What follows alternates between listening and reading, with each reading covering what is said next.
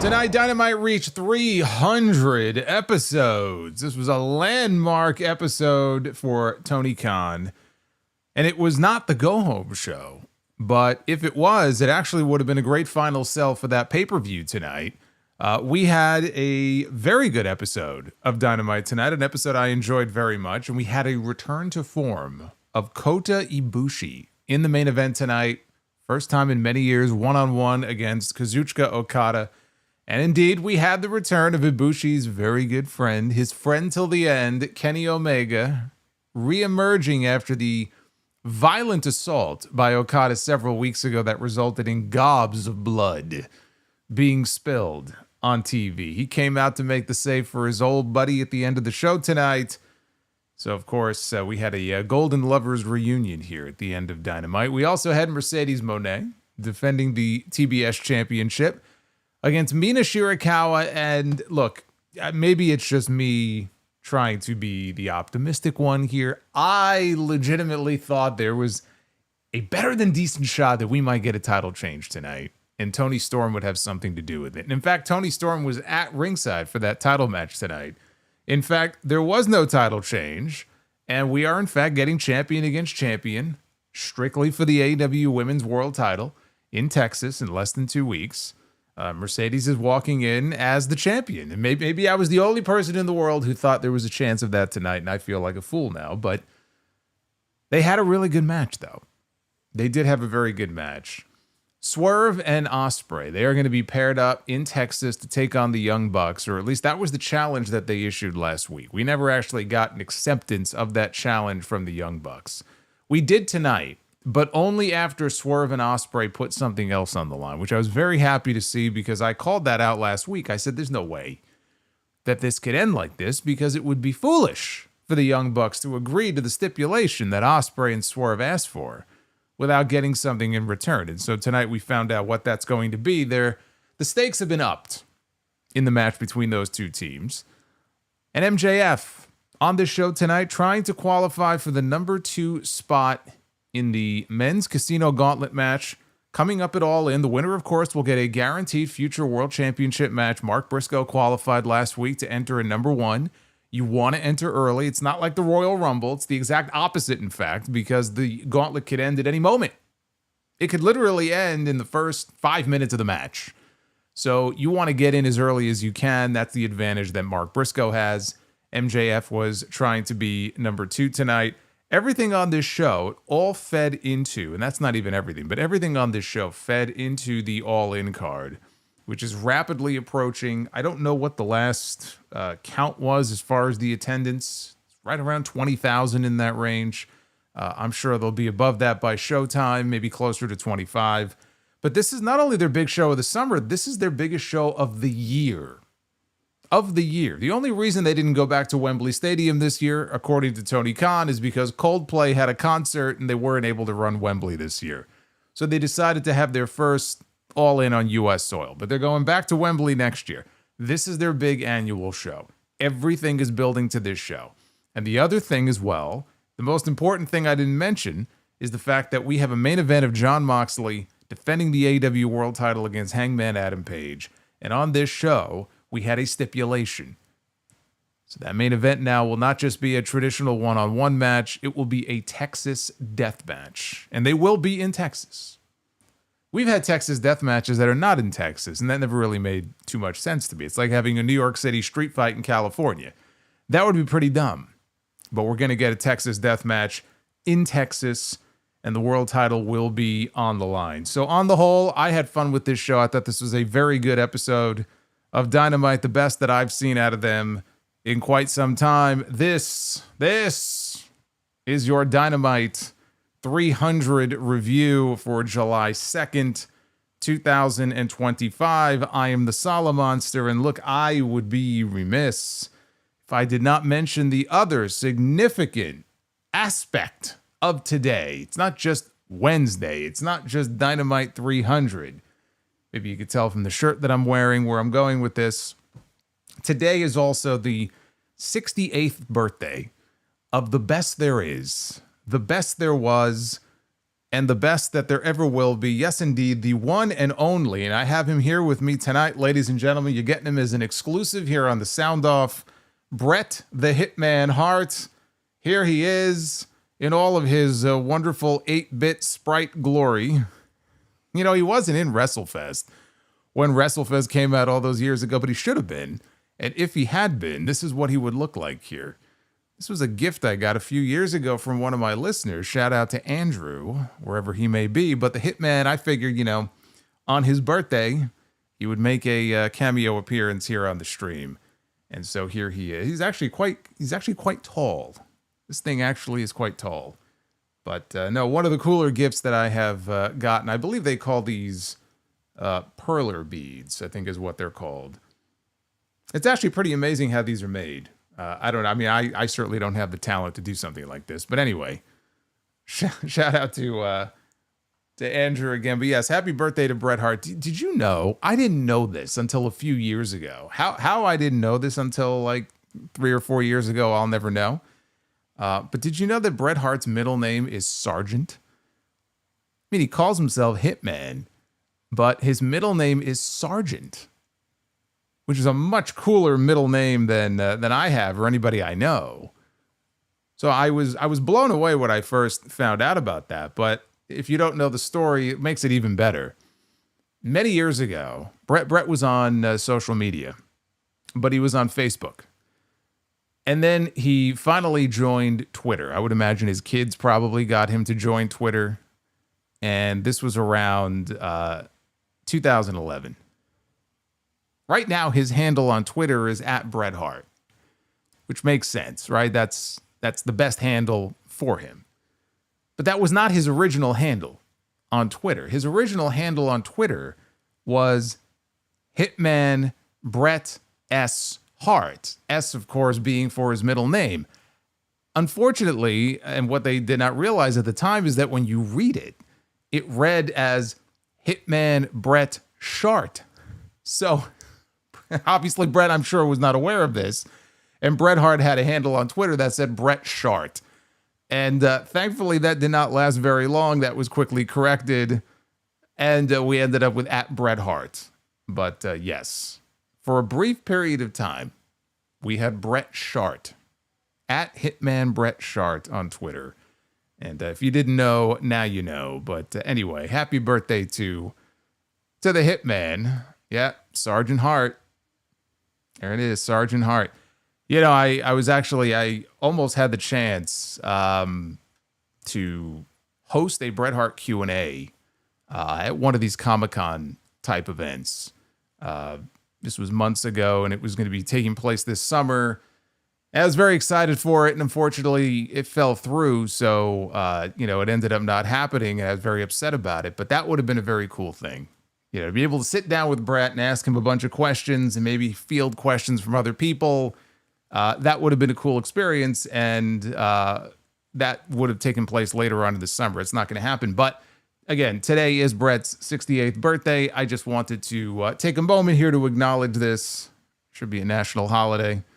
And wish Bret not only a great 68th birthday, but I think we would all agree, here's to many more birthdays to come, hopefully. He's been through a lot. He's lost a lot of friends. He's lost a lot of contemporaries. And hopefully he will enjoy many more birthdays to come. I also have to give a shout out to somebody else who I believe is with us here in the chat tonight. Shout out to our friend Steve Mello for his assistance with that wonderful thumbnail for tonight's stream. I love it. It's one of my all-time favorites. So let's just give Steve a good sound off salute. I woke up this morning. I don't know. I don't know what made me think of it.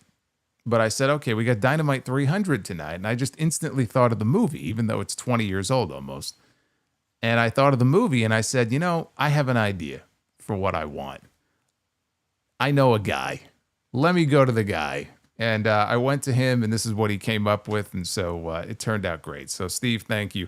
Tony Khan as King Leonidas. There you go. You see him in the corner there. Look at him. He's never looked tougher than he does there in that image. King Khan. Think about King Kong. We have King Khan in the corner. Like and subscribe. Super chats are open. We had a couple of bombs dropped on us here before I even went live tonight, so I want to give an early shout out here to Havili and Fire Panda. I appreciate your support very much. Also wanted to, I should mention this. It's pinned in the live chat. There are 2 new super chats. And again, you can find all the special amounts down below. There was a new $40 one. That is now the new $35 one. And I have replaced it with a brand new $40 one. And this one is for the sickos. So anyway, there's a couple of new ones there for you to play around with if you so choose. I also wanted to make mention of this because we made the announcement earlier this evening. He was not on the show tonight. He was not on Dynamite 300. But Ricochet is going to be making his return to House of Glory, the first ever House of Glory World Heavyweight Champion from many, many years ago, is returning to HOG for the first time in 8 years. It is High Intensity, our biggest show of the year, that is coming up the night before SummerSlam, Friday night, August 1st. Tickets are on sale right now at hogwrestling.net. So how about that? Ricochet. Maybe he'll do that funny noise when he comes. We'll see. Never know. Never know who he may be facing. But let's talk about this Dynamite show tonight because there was a lot, again, that had to do with pushing the key matches at All In, which is exactly what it should have been. And that's what we had up and down the card tonight. But it started with the number 1 contender for the AEW World Heavyweight Championship, a very angry, a very pissed off Hangman Adam Page stormed down to the ring in a very bad mood after the way that Dynamite ended last week. He said he'd told us already how much this means to him. He's already told us, how he would ride through death for this. He said that he would free the AEW World title from that briefcase at All In, and that is a vow that he intends to keep with his life, he says. Bro, it's not that serious. It's really not. But he takes this very seriously. So Moxley can tie him up and bloody him, but it will not be enough. They can wrap a chain around his neck and hang him from the sky, but they would have to kill him before he lets this chance pass him by. And if they think that he is going to let the Elite or the Death Riders' involvement cost him this thing, you're a dumbass, he says. Because at All In, like all of Jon Moxley's matches, he knows they are coming, so he will welcome them. He says, give me the Elite, give me all of the Death Riders. Jon Moxley, you give me everything or you give me death. And you make this a Texas death match. So that brought out Jon Moxley and Marina Shafir through the crowd. Moxley got into the ring by himself. He rejected Hangman's proposal for a Texas death match. Says, you don't want that, he said. You don't want that. You think that you do, but you don't. Hangman doesn't want to wake up on Sunday morning with the title and all that comes with it. Moxley says he lives in pressure. And as he's talking, we got, chants of shut the fuck up from the crowd and me. People call themselves the best wrestler in the world. That's basic bitch shit. Ooh. That'll get some people talking. He's much more than that, though. And he will show the entire world on July 12th at All In exactly who he is and what a world champion looks like. Hangman doesn't have it inside of him what it takes to beat him for the title or what it takes for a Texas death match with him. It's not something that he would survive or walk away from. So Hangman smacked him. And Moxley came back with the double leg, took him down, but Hangman mounted him. And then he pulled a fork out of his jacket pocket, and he started to threaten him with it, and he started yelling at Moxley to give him what he wants. Like he was Dave Bautista out here. Wheeler Yuta showed up, and Hangman knocked him down. Then Marina Shafir got in the ring, and she slapped Hangman across the face, and then she slapped him again, and then multiple times. And he stood there, and he was just staring at her until Yuta, I think he did an ankle pick, where he was holding on to the ankle. Claudio Castagnoli hits the ring, and he attacks from behind. So they put the boots to Hangman. Then he laid out Hangman with a neutralizer, and he left the ring with Yuta. Look at Richie Rich over here dropping all this money. Oh, we got Richie Rich. I just want you to know, I think you rock. We got Richie Rich. I don't mean The Rock, A-Rock, you rock. And I just wanted you to know that. We got Richie Rich, and that was our friend Boots with a $100 bomb. Welcome, Boots. Also wishing Bret Hart a very happy birthday. Boots, I'm going to get to your message here in a little bit. Also, I see the Mets finally won a game, huh? Dev to Dust says the Mets finally won a game on Bret Hart's birthday. Yeah, they lost earlier today. It was a doubleheader. It's about fucking time that they won a game. Thank you, Boots. Appreciate that. Hangman crawled to the mic, and he got back to his feet. And he asked, "Is that all you got?" Because he's still standing, bitch. And a pissed off Claudio goes to walk back, because Claudio's already in the crowd. Now he's like, oh, fuck this guy. He goes to walk back to the ring, but Samoa Joe is now standing ringside. Powerhouse Hobbs, Katsuyori Shibata enter from the crowd. So now Claudio and Yuta, they back off. Marina Shafir appears behind Hangman as she tries to blast him with the briefcase, but he blocks it, and he gets the case away from her. He wrestles it away from her. And Paige screams that I've got something you want, Moxley. And he demands Texas death. He's screaming, "Give me Texas death." Moxley in the crowd, he turns back to go grab the microphone, and he says, "You want it? You got it. Texas death." And then later on, we found out that Tony Khan made it official, as he usually does, immediately after these segments. Hangman tosses the briefcase back to Shafir, and he goes to leave, and he makes it as far as the apron, but then he stops. And he said if Moxley needs a reminder that he's willing to do whatever it takes, and then he springboarded into the ring, and he lays out Marina Shafir with a buckshot lariat. And these people, they were in Ontario, California tonight. These people went crazy for that buckshot spot. And the Death Riders all had these shocked looks and expressions on their faces as they played Hangman's music, and the segment drew to a close. This was a great segment. Moxley, I do have to say, Moxley saying that Hangman doesn't want him in a Texas death match because it's something he wouldn't survive.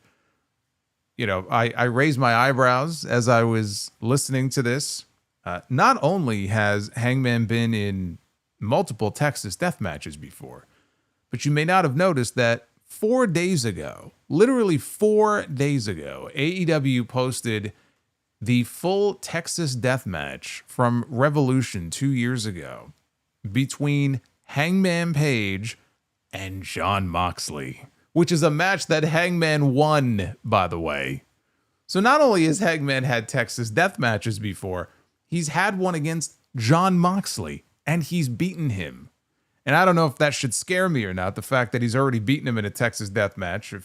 I don't know if that bodes well for his chances of doing it again. But it was kind of silly for Moxley to say that, and even Hangman pointed out on the microphone. He goes, you're just a liar. Although he didn't mention that the two of them had one of these before. But I like the addition of Texas Death. It's basically their bloodline rules. What they're doing is they're telling you in advance, look, you guys already know that the Death Riders are going to get involved, and the Elite's going to get involved. Everybody is going to get involved. Darby Allin's probably going to show up and get involved. Swerve and Hangman might get, or Swerve and Ospreay might get involved. The Ops will probably show up. It's going to be their WrestleMania 40. And so instead of pretending like that's not going to happen here, they're coming right out and saying, look, we already know that this shit's going down, so let's just make it Texas Death. Basically no holds barred, anything goes. Bring everybody you got. I'll take them all on. It'll be Hangman against the world. And obviously Hangman has some friends, who are going to watch his back. So I like that they just came right out and said, look, let's just make it Texas Death. And it's just going to be crazy and overbooked. And hopefully it'll end up being a lot of fun like WrestleMania was last year. Not this year. But I like that. I like the addition of that stipulation. The buckshot to Marina Shafir, it popped the crowd huge. After all the times that she's gotten involved and she's attacked people, and she was involved in Anarchy in the Arena. So, she was mixed up in there, her and Willow, with the guys. So it's not as if she hasn't gotten in there before and taken bumps, with some of these people. But just seeing her get that buckshot I'm a little surprised maybe they didn't save it for the pay-per-view, but they knew what they were doing when they used it on the show tonight because it got a huge reaction. So this is a great segment. We had Mercedes Mone against Mina Shirakawa. This was for the AEW TBS Championship. Timeless Toni Storm came out to the ring with Luther, not to do commentary, which is too bad because she's usually very entertaining at it. But she came down to the ring to sit ringside and observe and watch the match. And in front of her, she actually had a table like Mercedes did many weeks ago. She had a steak dinner. There was a cake sitting on the table as well.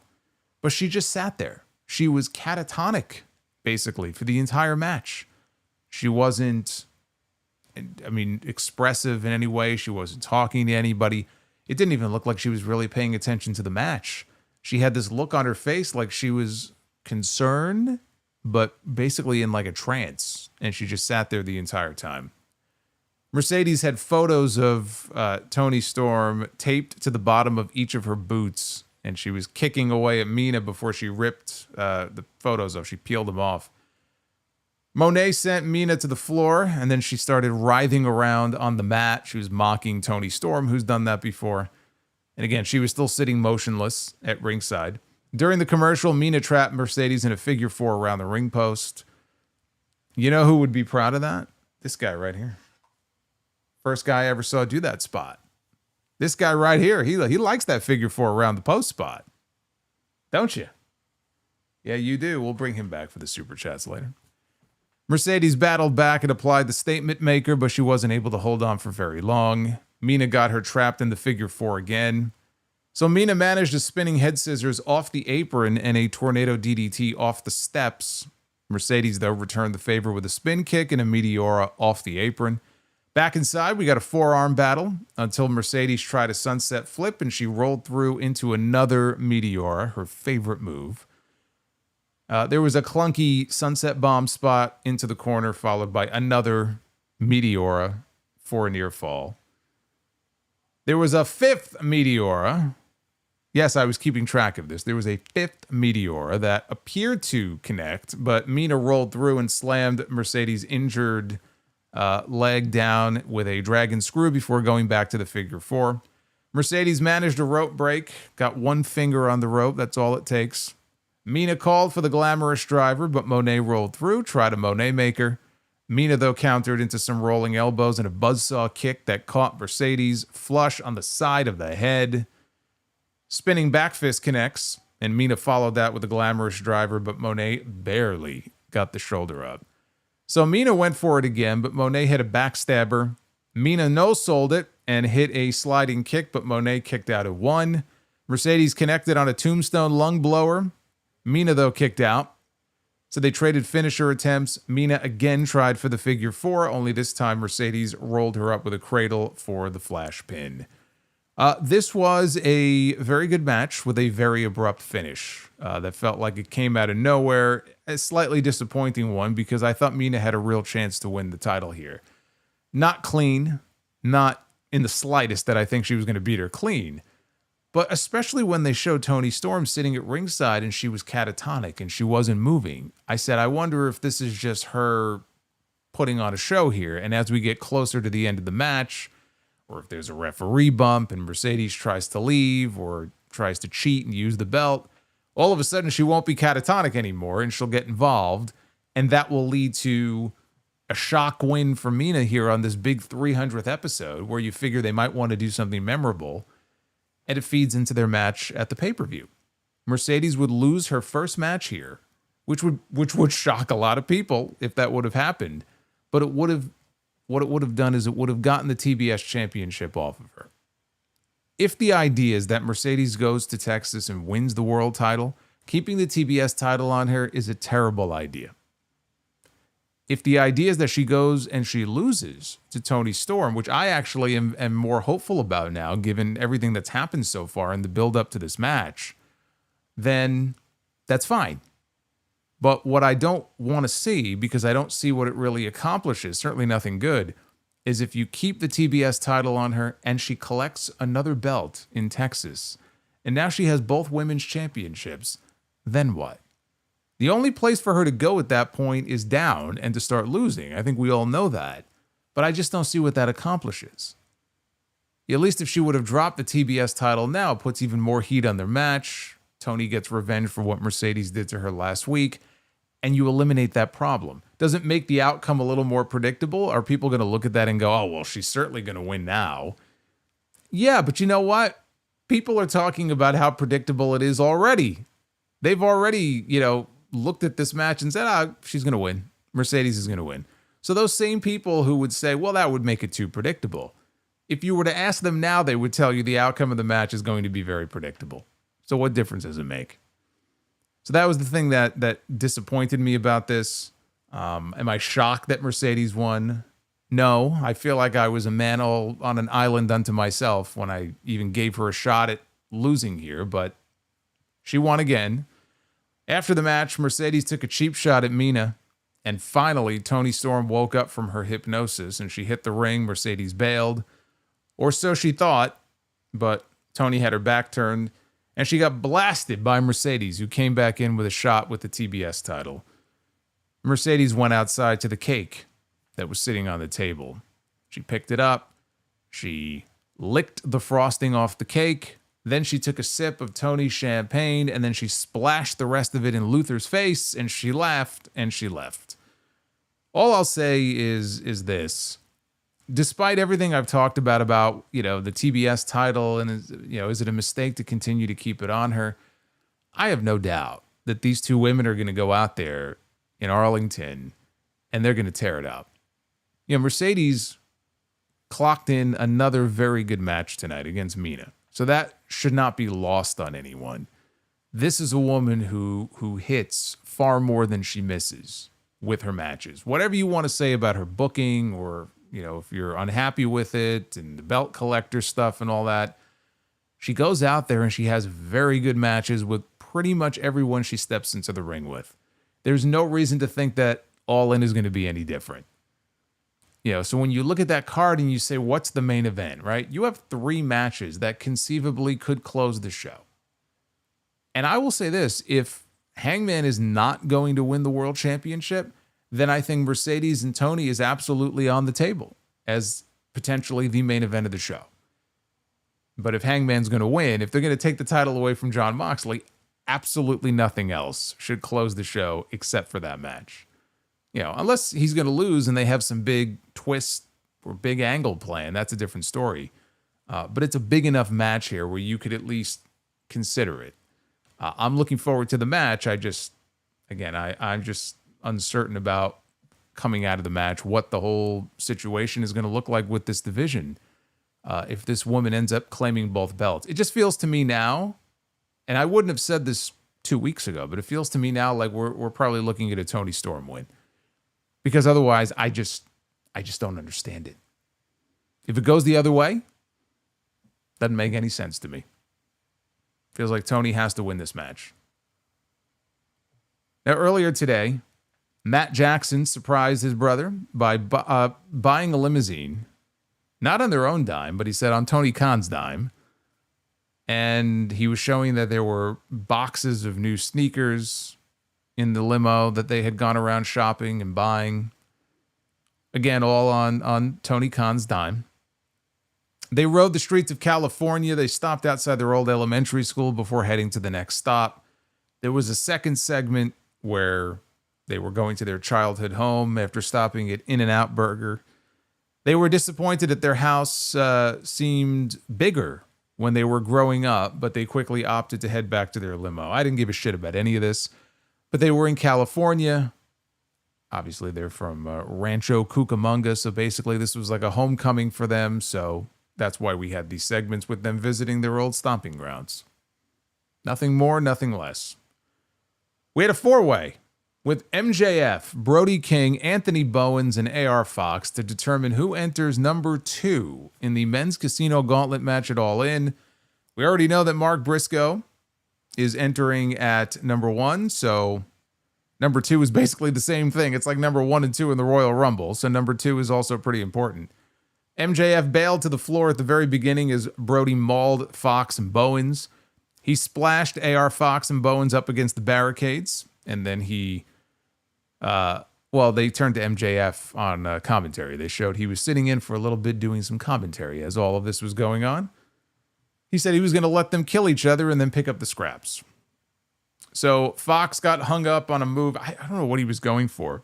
Some kind of move where he was going to do a little flip over the top rope and I think do a double stomp on the apron. But he got hung up in the ropes. But he quickly recovered. He delivered a senton to King on the floor. King got back into things and dove out on Fox and Bowens with a suicide dive. MJF appeared from out of frame and he hit King in the back with a chair, and then he tossed Bowens and Fox into the ring to try to pin them, and that didn't really work out too well for him, and that took us into a commercial. So MJF, he was gloating to the camera, and then he turned around into a big chop from Brody. AR Fox delivered a twisting brainbuster on MJF for a near fall. So MJF left the ring. He went to ringside to go grab a chair. King punched the chair into MJF's face and then delivered a cannonball to all three opponents in the corner. Everybody traded cutters for some reason, and King covered Fox at the end of all this for a near fall. Fox recovered, pulled off a 450 splash on Brody and covered for a close near fall. MJF hit a hammerlock DDT on Bowens and then attempted a heat seeker on King, but he got backdropped to the apron, and King grabbed him in a choke. We've seen him do this to Darby before, where he's choking him and he's hanging him over the edge of the ring, and Darby goes limp and he lets him go. It's basically what he did here with MJF. Do you feel him, sir? I do. Ed Swoggle, I do. I feel him. Thank you, Ed Swoggle. So inside, King pulled off, I wrote here, deadly gonzo bomb is what I wrote. This was a deadly looking gonzo bomb. Wow. It looked, from the angle they shot it at, it looked more devastating, I'm sure, than it actually was, but I certainly wouldn't want to be on the receiving end of that. That was to Anthony Bowens. Fox was almost late in breaking up the pin attempt. He dove off the top rope to break things up. MJF rushed in to apply the salt to the earth armbar and got the tap out win on AR Fox. And I mean, once they announced this match last week and you saw who the participants were, you knew exactly why AR Fox was in this match. He was in this match to take the losing fall. Should have been pretty obvious when this was announced. And MJF winning was the predictable outcome here, because last week he was in a war of words with the man who already qualified in the number one spot. So who else could be number two if not MJF? And there was a report as well this week that MJF has been lobbying for a program, or at least to work in some way with Mark Briscoe, that he's really wanted to work with him, and it's something that was very important to him. And so he's going to get that chance at All In. And really, I would imagine that Mark Briscoe is someone who almost everybody on the roster would probably want to work with, whether it's on the same side or against him. I would imagine that MJF is probably far from the only one who feels that way. Briscoe actually made his way out after this. He was wearing a shirt that said MJF has a tiny kosher pickle. Briscoe said MJF qualified for number 2 in the Gauntlet, but that only guaranteed him an uninterrupted ass whooping for a few minutes.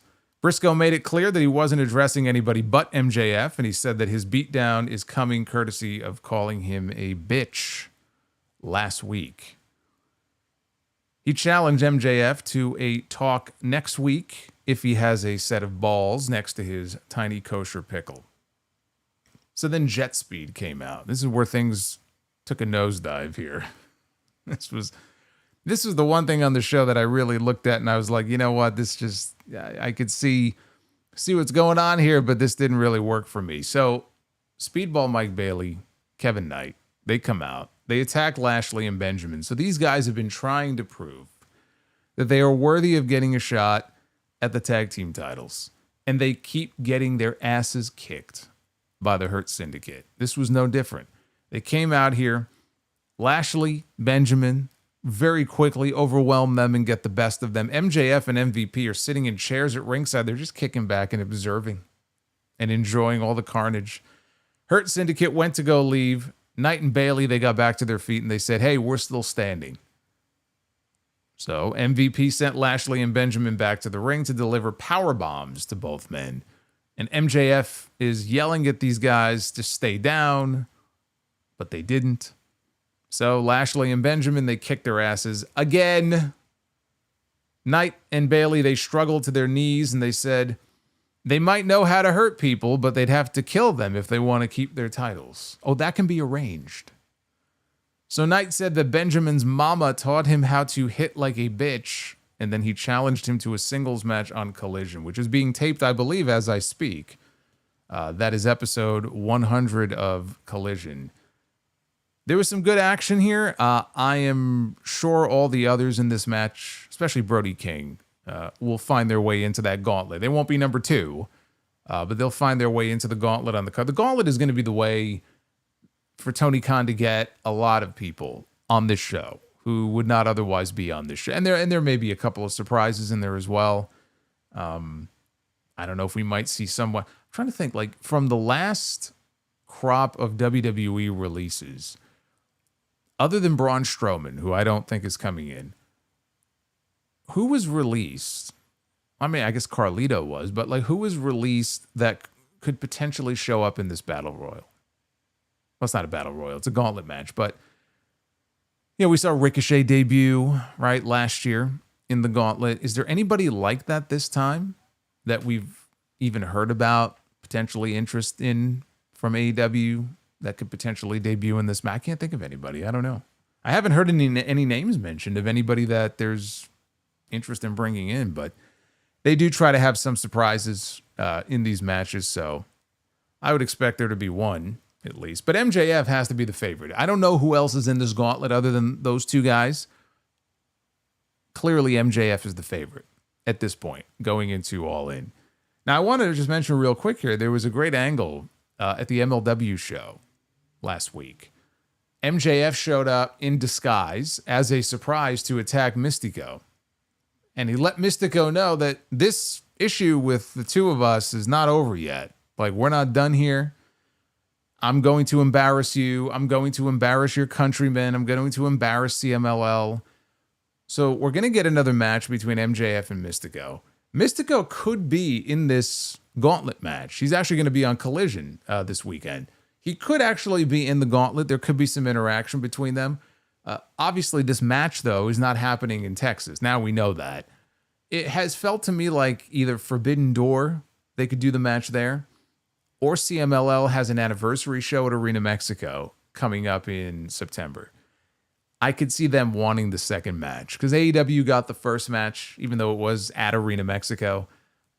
I could see that match happening on September 19th. But the two of them, they will have a rematch, just a matter of where and when. I think that probably will be the where and when. But another beatdown here from Jet Speed, who I see what they're trying to do. They're trying to show that these two guys are resilient. They can take a beating and they can come back, and you can't keep these guys down. They're like some scrappy baby faces. Nothing they have done, though, has got me excited to see this match at the pay-per-view. Once the bell rings and they have their match, I'm sure it'll be a very good match. The talent is there. They have done nothing to make me go, hey, I'm super excited to see this match at All In. Or, hey, you know what? These guys, they really do have a shot at beating Bobby Lashley and Shelton Benjamin. Every time they come out, they get their asses kicked. Every single time they get laid out like a couple of geeks. So the buildup to this has been very weird. Even though I could see what they're trying to do, it's not working. It's just not working. Attention to the sicko in row 4. Look, I know you're excited to be at Dynamite tonight. It's your first show, but you can't be pulling that thing out. Okay, you got to put that away. Fuck Triple H. And don't think I didn't see that sign that you brought that said, I came to see AEW. That's sick. Thank you. Oh, boy. What are we going to do with these sickos? Leopoldo is with us tonight. Leopoldo with the $40 super chat. Leopoldo, man, I hope you're having a great Wednesday night. I'm telling you, man, you can't take these sickos anywhere. You just can't do it. I mean, for God's sakes, we have kids at these shows. Leopoldo, thank you for breaking in our new $40 super chat. Bless their hearts, but anyway, they branded this next match Heroes versus Villains because they were tying it into the Superman movie, which is dropping not this Friday, but next Friday. So AEW was more than happy to oblige and provide whatever it was that Warner Brothers Discovery wanted to promote this new movie. So this match was Heroes versus Villains, the Young Bucks, and Konosuke Takeshita against Bandido, Roderick Strong, and Kyle O'Reilly. Takeshita is challenging Bandido next Friday, night before All In, for the Ring of Honor World Championship, which is why these two guys were both involved here in this match. Kyle O'Reilly applied a front guillotine. Matt Jackson escaped. He delivered a Northern Lights suplex. Bandido then delivered a press slam to Matt and battled back and forth with Takeshita until Takeshita delivered a Blue Thunder Bomb. Takeshita delivered a huge Liger Bomb to Bandido a moment later after this and got a close near fall out of it. The Bucks and Takeshita, they delivered some triple team offense to Bandido. First, it was a vaulted spike pile driver, and then a double super kick into a back suplex. O'Reilly applied a guillotine to Takeshita, but he powered out of it. And the Bucks and Takeshita delivered a series of super kicks and elbows to O'Reilly. They followed with a three-man version of the BTE trigger and then a Raging Fire from Takeshita to win the match for the heels. Hot match this was. Crowd was super into it. Bandido is awesome. Takeshita is awesome. Bandido against Takeshita is going to be awesome at the Supercard of Honor. After the match, Swerve, Strickland, and Will Ospreay, they hit the ring. The Young Bucks scrambled to get out of the ring. Swerve got on the mic, and he reiterated their challenge from last week to the Bucks for a match at All In where the Bucks would put their EVP titles on the line against them. And he clarified, I'm glad he did here, because there was a little bit of confusion with some folks. He clarified here, this does not mean that we want to win the EVP titles. It's not like the titles are on the line as if we don't have enough of those. We're not looking to be the EVPs. He says, in part because he doesn't trust what Will Ospreay would do with that power if he ever got it. So that's not what they mean when they say that they want the EVP titles on the line. And then he sucked up to the fans and said, the fans are the ones who have the power. And Tony Khan is the one who has the power because he's the president and CEO of this company. So Ospreay took the microphone and said, the Bucks don't want to wrestle them at All In. The show that they created. Are these guys young bucks or are they young cucks? And they bleeped it out too. It says, give us an answer.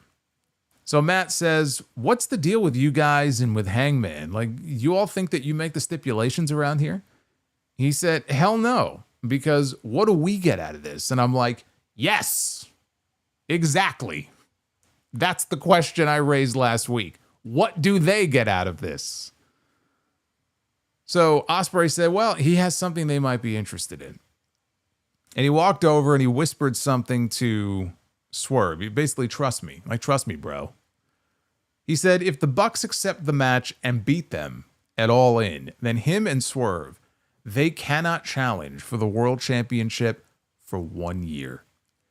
This was news to Swerve. He did not sound or look or appear very happy because he walked over to Ospreay and basically was like, what the fuck, dude?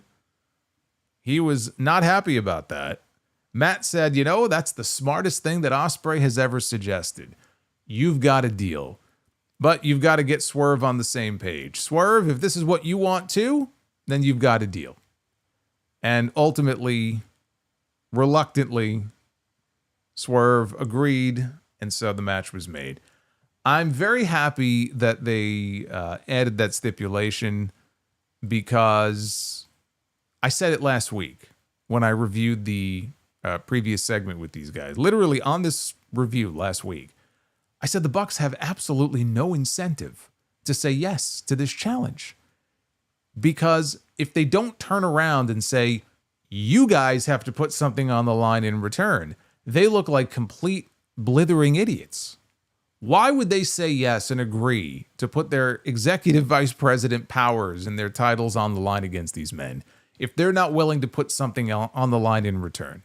Now, what that would be, I wasn't sure, but I said they have to correct this or the Bucks can just say no, because otherwise they're going to look like a couple of idiots. And thankfully, they did address it here. And it's better than them putting their careers on the line, because I was thinking maybe that's what they're going to put on the line, but then that makes the finish so predictable. This makes the outcome a little less predictable. It's still pretty predictable, but it would be worse if it was their careers on the line. At least in this case, you could plausibly make the case, okay, neither of these guys will challenge for the world. It'll be like Cody Rhodes all over again, but only for 1 year. Even though I don't think anybody believes that, and I think most people would probably pick Swerve and Hangman to win, or Swerve and, it should be them, Swerve and Ospreay to win this match, but I was happy they addressed it. I was hoping they would do so, and I'm glad they did. After the break, Swerve and Ospreay were still in the ring because they had a match coming up, and it was another one of these heroes versus villains branded match between Swerve, Ospreay, Dralistico, and the Beast Mortos. Do you realize this is the third week in a row, and I think the third time in 5 weeks that this man, or maybe the fourth time in 5 weeks, that this man has had a match on Dynamite? That's never happened before. He's never been on Dynamite this consistently. Now, he wasn't in the main event this week, but at least he's on the show, so good for him. Mortos didn't want to wait for his introduction. As he ran to the ring, he clobbered Ospreay. Double Hurricane Ranas from Ospreay and Strickland followed in response. There was a great-looking tornado dive by Mortos out to the floor, heading into a commercial break. That's right, Frank, that's right, Frank the lawyer. Dralistico and Morto, maybe if Frank the lawyer worked for the government, Diddy would be going away for the rest of his life. Dralistico and Mortos, they controlled things through the commercial break. Strickland, though, kipped up into a super kick, which rocked Mortos. He tagged in Ospreay. He ran wild. He hit a Sasuke special onto the pile outside. Back inside, Ospreay missed a corner charge, which allowed Mortos to hit a backstabber. Dralistico came off the top for a double stomp. Dralistico hit a destroyer on Ospreay, who got folded up then after that by a spear by Frank. Mortos tried to pop up Samoan drop, but Ospreay countered into a crucifix bomb. A swerve stomp, Stormbreaker combo then laid out Mortos, and Dralistico was taken out with a Styles Clash house call combo for the win. They kept it relatively brief. This was probably 8 minutes, probably 8 or 9 minutes. It did not need to go longer than that. It was a solid match. It served its purpose. Purely a showcase for Ospreay and for Swerve heading into the pay-per-view. If anything, it was more competitive, frankly, than it had to be. But it was fine. It was a solid match. Not the best thing on the show. But they closed the show. It was a very wrestling-heavy show, right? I mean, again, they did tell certain stories and shoot certain angles here to forward things for All In, but there was not a lot of gaga on this show. Pretty straightforward stuff that led right into the main event, which was Kazuchika Okada, the reigning Continental Champion, in one of the main events at All In. One-on-one tonight, he was out to the ring with Lance Archer and Dan Callis. Yes, Don Callis, his brother Dan, was not there, to take on the Golden Star, Kota Ibushi. Their last match, the last match these two men had, was nearly 4 years ago. It was in the finals of the G1 Climax in 2021. It was on its way to being a classic match, and then Ibushi went for a Phoenix Splash off the top, and he missed, but in doing so, he landed right on his shoulder. And he badly separated his shoulder. And that was the last match he ever had for New Japan. It has been nothing but injuries. He's been plagued by injuries and issues ever since then. So when he showed up on television for the first time in a while, a few weeks ago on Collision, just looking at him, he looked healthier. He looked like he was as close to the same Ibushi physically that he was years ago when we saw him in New Japan, even though he's 4 years older now. So that gave me some hope when they announced this match, because from what we saw in the match he had with Trent Beretta, it was fairly limited, but it was a good match. It was fine. But this was going to be a real test. Now, I wasn't expecting these guys to go out there and have a 25-minute, 30-minute knockdown drag out like they would have had in New Japan back in the day.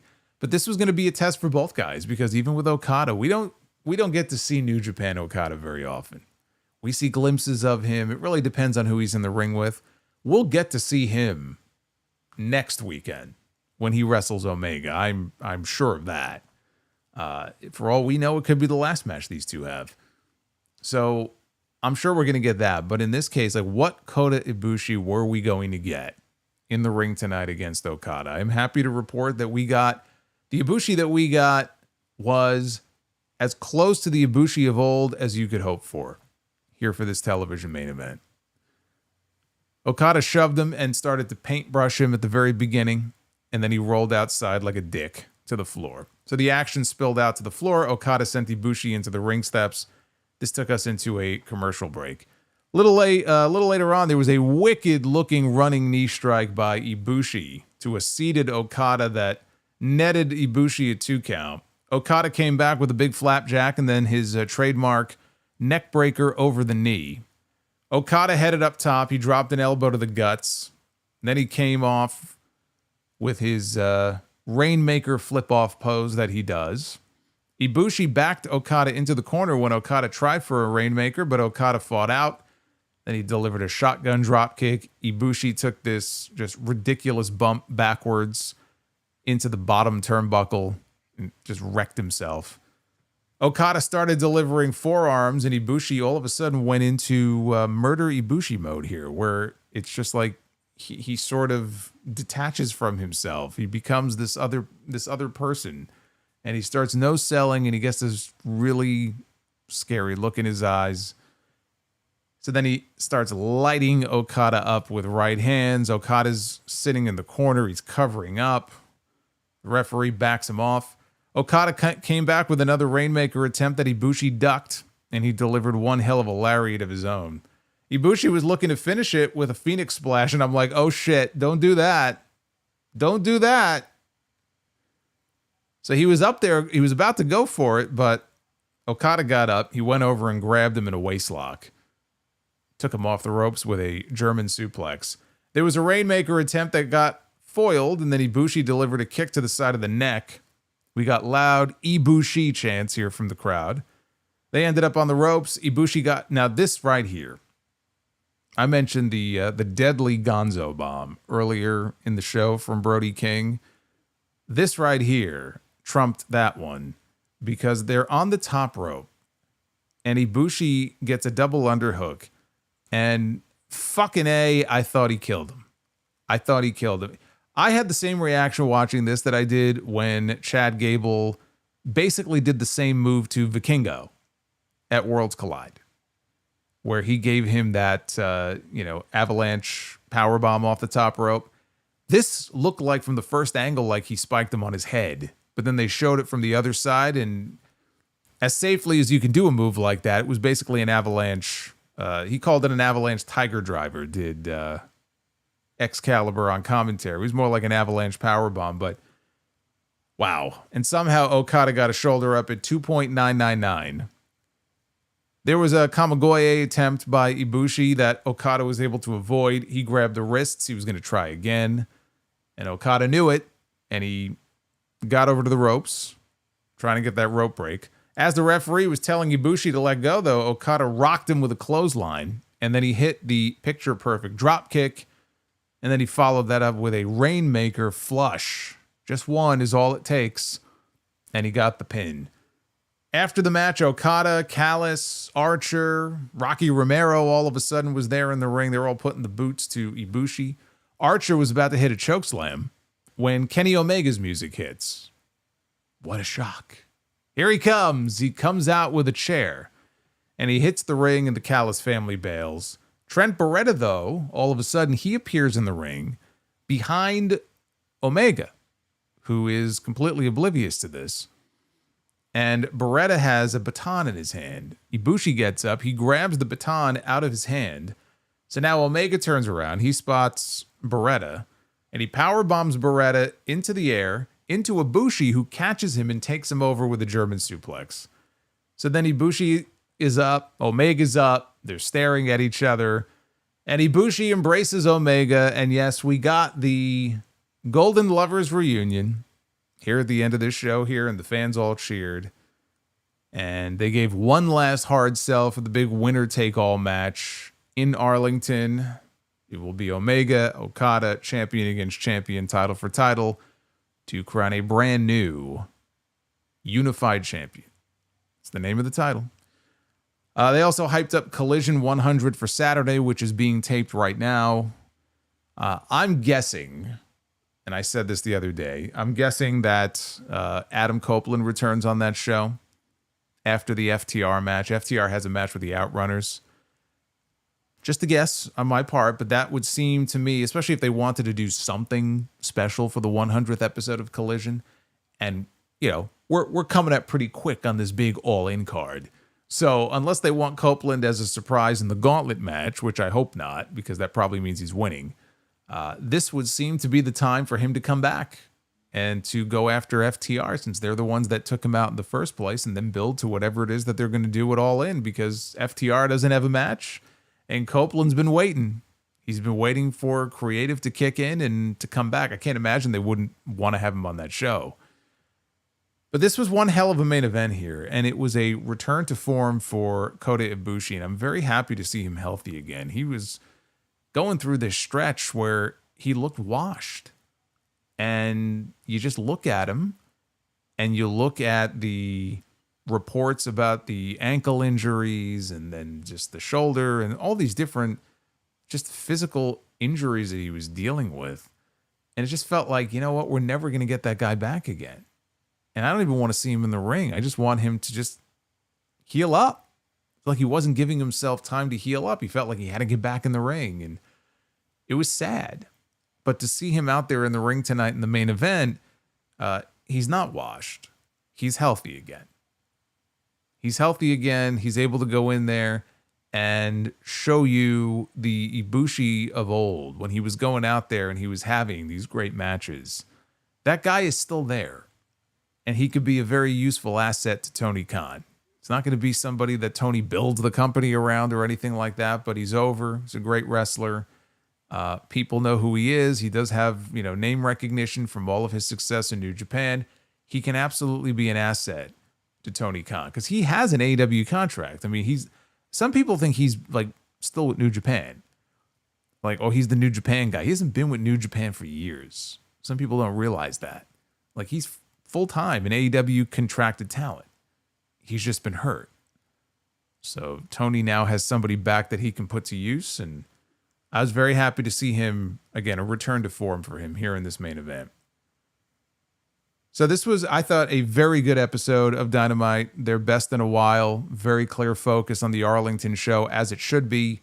Hangman, Moxley, they have the Texas Deathmatch stipulation now. Young Bucks get Ospreay and Swerve to put something up in their tag team match, which is now official for All In. Mercedes and Toni Storm. Mercedes is still the TBS champion. Good match with Mina. Where things are going to go coming out of that show is completely dependent upon whether or not they decide that Toni is going to lose to this woman. Toni Storm should not be losing at All In. If she does, I don't know. I don't know where they go from there. I don't know what it accomplishes, but we won't have to wait very long to find out. Less than 2 weeks. Hurt Syndicate and Jet Speed, not a fan of that angle, but obviously that's going to be the tag team title match. And MJF secures the number 2 spot in the Gauntlet. Those are the key takeaways here from tonight's episode. Let's take a look at the Twitter poll. What did you think of Dynamite 300? By a margin of about 61 to 39. Thumbs up. A strong thumbs up for tonight's Dynamite. Yeah, and deservedly so. I mean, there are some weeks where, and again, I mean, these polls are not scientific, and you always have people trying to fuck around with things and the tribalists and everything, but this was definitely a thumbs up show tonight. So I'm glad to see people in agreement on that. I did very much enjoy this episode. All right, let's take a look at your super chats. Where are we on the likes? 300? A little over 300? Not good enough. Not good enough for Be the Booker. We got to get that up to 400. So let's work on that. Let's take a look at your super chats. I thank you guys for hanging out with me here on a Wednesday.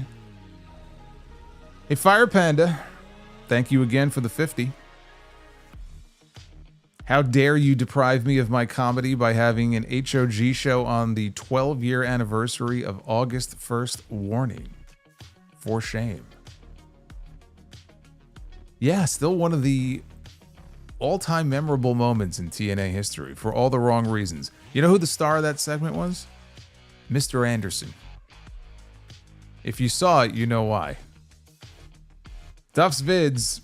Why did the man name his dogs Timex and Rolex? Because they're watchdogs. Watchdogs. Man.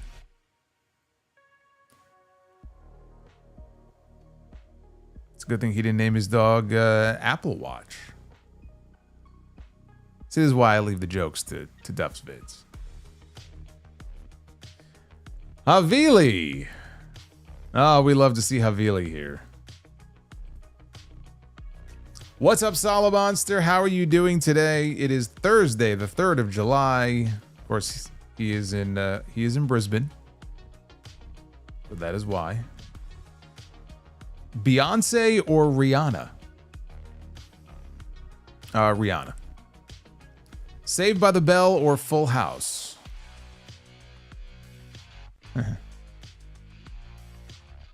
I watched them both. But I'm going to go Full House. A couple of years ago, Cornette was asked to do a WWE versus WCW Supercard, and he had Undertaker against Terry Funk and Sting against The Rock. What are your favorites? Yeah, I feel like I've answered this question a million times over the last several years, but you can't go wrong with, like, Rock and DDP, Sting and Undertaker. I mean, there were so many different matches that you could have done. I mean, it's kind of endless. Obviously, you're going to hear a lot of like Austin Goldberg and, you know, of course, at their peak, that would have been a huge attraction, but they're just too similar. What's your favorite pizza? I don't have pizza anymore, so I don't really have a favorite. Tupac or Biggie? Tupac. Thank you, Havili. Duff's Vids, I went to the beekeeper to get 10 bees. He gave me 11. I said, sir, you gave me one extra. He said, that's a freebie. It's a freebie. Get it free? Yeah, see? Thank you, Duffs. Man, Duffs is on a roll.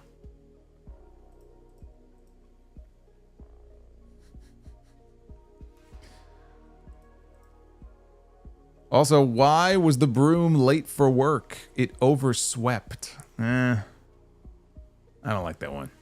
Not so good. The inventor of the cough drop died. There was no coffin at the funeral. No coffin. And singing in the shower is great until you get shampoo in your mouth. Then it's a soap opera.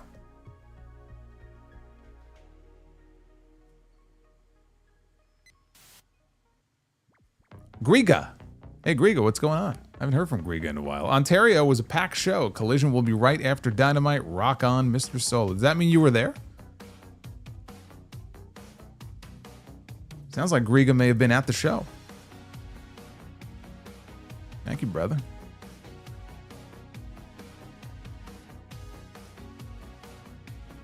Jerome Eugenio, good show tonight. Yes, yes it was. We got a tough crowd here. Tough crowd here.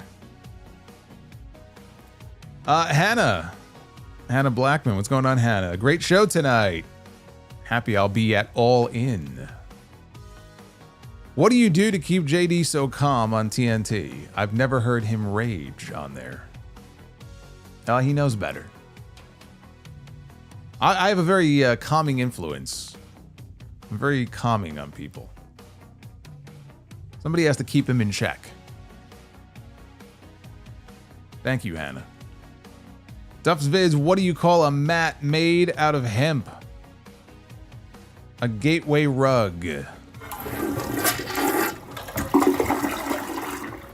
that's where that one belongs. A gateway rug. Come on, man. We got boots. Actually, before we get to boots, Dev to Dust, 40 months. Look at this guy. 40 months of channel membership, says buy or sell. Which female discography do you enjoy more?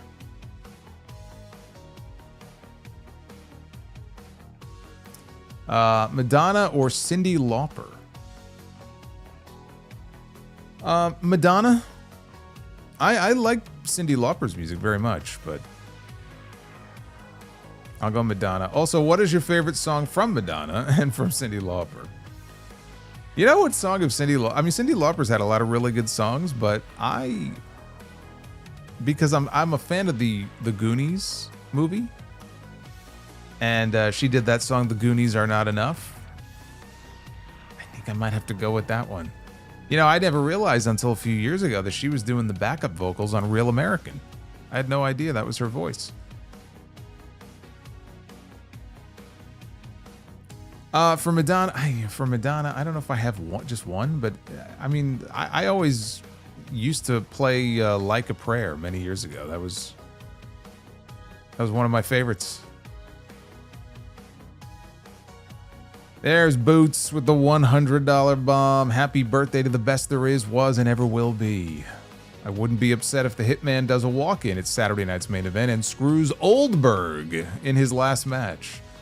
Or maybe Gunther can lock in the sharpshooter. You know what? He absolutely should do that. I don't know if the match will go long enough for it, but I would love to see Gunther apply the sharpshooter to Goldberg.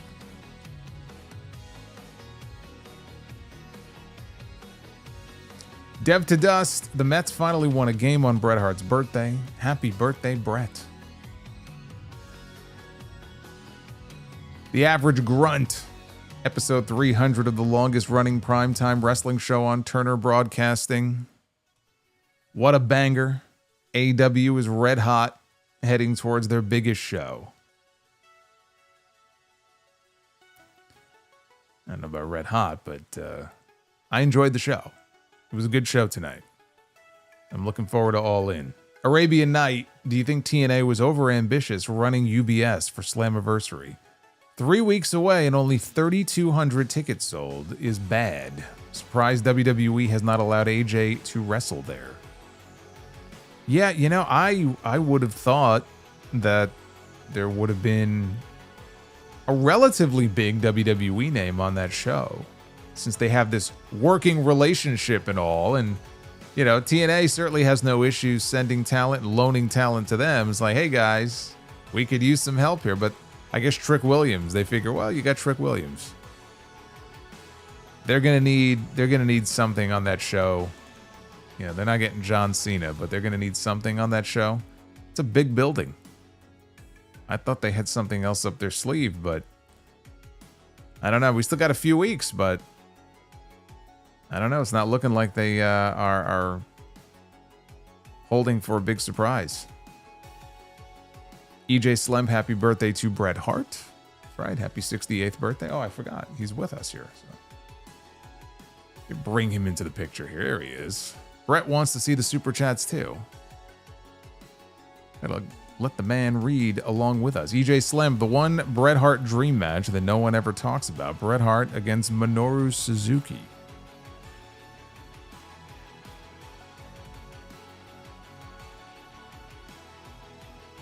Ed Swoggle, if Moxley is winning, Omega versus Okada is main eventing. Probably, yeah. You're probably right. Leopoldo, there he is with the $40 bomb. Hey, Bret. Yeah, Bret wants to have a drink. Go ahead. You've earned it, brother.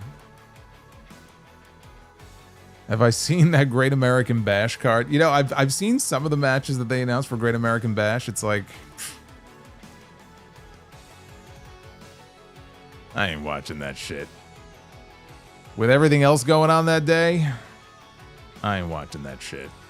Leopoldo, Moxley looking for the ring is like a guy refusing to ask for directions, thinking, okay, north is that way. Be cool. Just turn around. Nope, that's south. Fuck. Knott's Berry Farm. Then yells, I got this. Someone obviously moved Disneyland.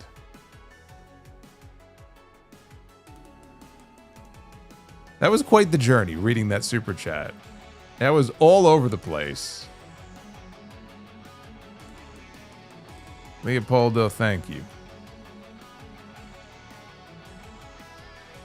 Griga FTR against the Outrunners, instant classic. Duff's vids, I just accidentally inhaled Kool-Aid dust, so if I come busting through your wall, you'll know why. And what do you get from a thinking cow? Concentrated milk.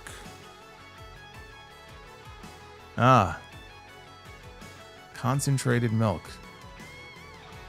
Dan Richards, 25 months of membership. When is All In next year? Good excuse to keep Ospreay from the title picture for a year to finally win the title in London next year. Says Bucks win. I would imagine that All In goes back to August next year. I think he's gonna want to run that bank holiday weekend. So, I mean, it would be over a year from now. But then Swerve kind of gets fucked. Keep him out of the world title picture for a year. Food Hive, I'm wearing my white chef coat at All In. Say hi. Well, whoever's going, say hi, because I won't be there. So, if you are going to go and you see him in his white chef coat, white chef coat, wouldn't that be a? That wouldn't be a chef coat, though. That would be a scientist coat, no?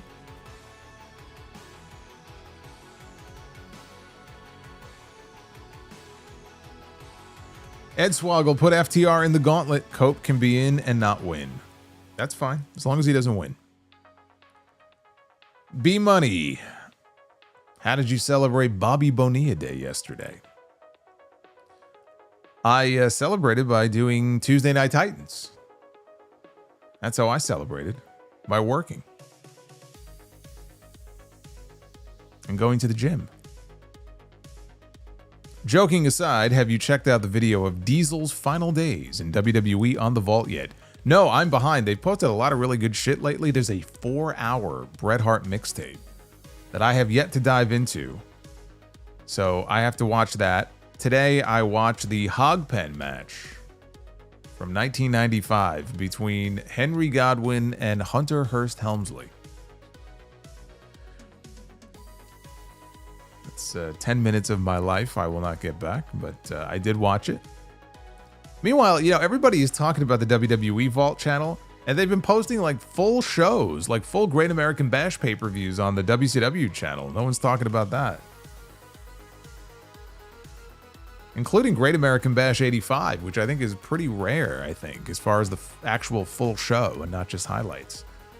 The Juliet 316, happy birthday to the best there is, the best there was, and the best there ever will be. Bret the Hitman Hart. That's right, not Bret Shart.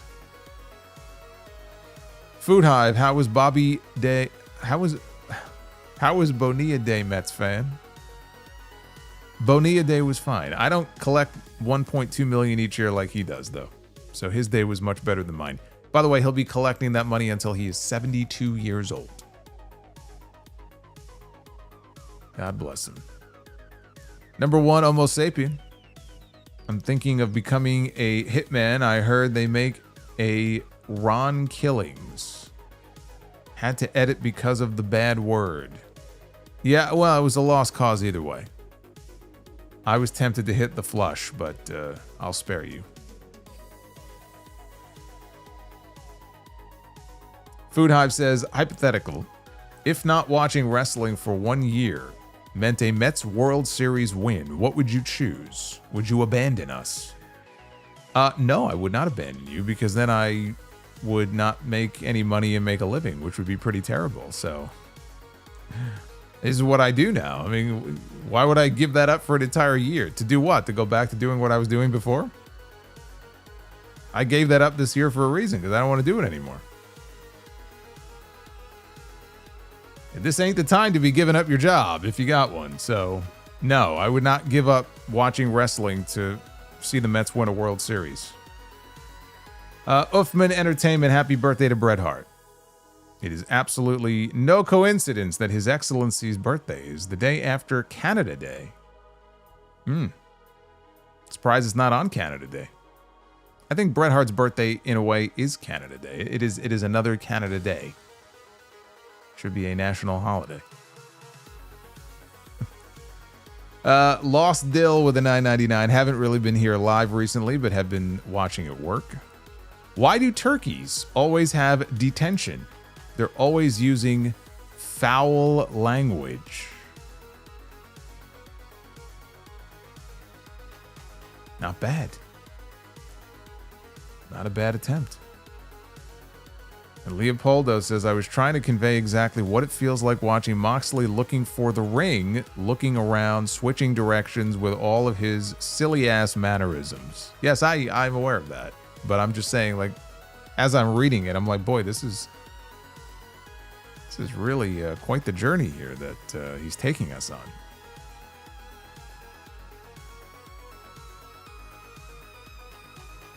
Solo, I bet if this were 2018 or 2019, your answer would be different. It might be. Thankfully, though, it is not 2018 or 2019, so we do not have to worry about that. Those are some days I do not want to go back to, I tell you that much. Anyway. I am the Shut the fuck up.